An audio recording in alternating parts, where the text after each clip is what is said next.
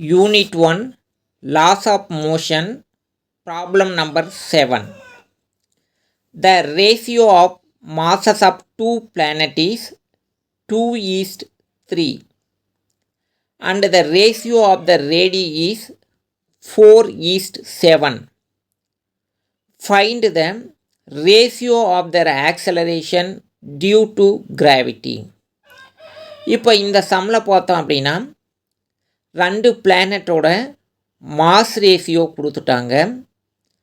அதே மாதிரி அந்த பிளானட்டோட ரேடியஸ் ரேஷியோ கொடுத்துட்டாங்க. அப்போ இதை நாம் எழுதலாம். The ratio of mass of two planet m1 m2 equal to 2:3. The ratio of radii of two planet r1 r2 equal to 4:7. இப்போ நாம் எதையை கண்டுபிடிக்கணும் அப்படின்னா the ratio of acceleration due to gravity. அப்போ m1ங்கிற ஆப்ஜெக்ட்டுக்கு நாம் கிராவிட்டி g1 வச்சுக்கலாம், m2ங்கிற ஆப்ஜெக்ட்டுக்கு gravity g2 வச்சுக்கலாம். இப்போ இந்த ஃபார்முலா நமக்கு ஏற்கனவே தெரியும். g equal to gm/r². இப்போ ரெண்டு ஆப்ஜெக்ட் இருக்கிறதுனால நாம் இந்த ஃபார்முலாவை g1 ஈக்குவல் டு gm1/r1² எழுதலாம். அடுத்து g2 ஈக்குவல் டு gm2/r2². இப்போ ரெண்டு ஈக்குவேஷன் நமக்கு கிடைச்சிருச்சு. இப்போ ஃபஸ்ட்டு ஈக்குவேஷனை ரெண்டாவது ஈக்குவேஷனால் டிவைட் பண்ணுவோம். g1/g2. அப்போ g1ஓட வேல்யூ அப்படியே எழுதலாம், gm1/r1². அடுத்து g2ஓட வேல்யூ இதை நாம் என்ன செய்யலாம், தலைகீழாக திருப்பி நாம் எழுதிக்கலாம். அப்போ r2²/gm2 அப்படிங்கிற ஈக்குவேஷன் கிடைக்கும்.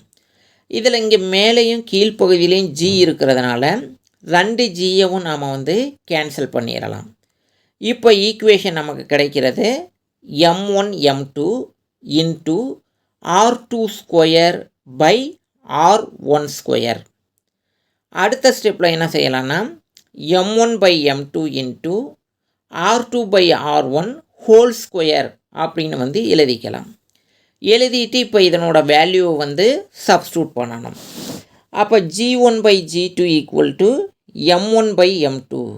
அப்போ m1ஓட வேல்யூ 2, m2ஓட வேல்யூ 3 இன்ட்டு r2/r1 இருக்குது. r2ஓட வேல்யூ பார்த்தோங்கன்னா 7, r1ஓட வேல்யூ பார்த்தோம்னா 4. அப்போ 7/4 போட்டு அதுக்கு ஹோல்² போட்டுடுறோம். அடுத்த ஸ்டெப்பில் பார்த்தீங்கன்னா 2/3 இன்ட்டு 7² அப்படிங்கிறத நாம் 7 × 7 எழுதலாம். அதே மாதிரி 4² அப்படிங்கிறத 4 × 4 எழுதலாம்.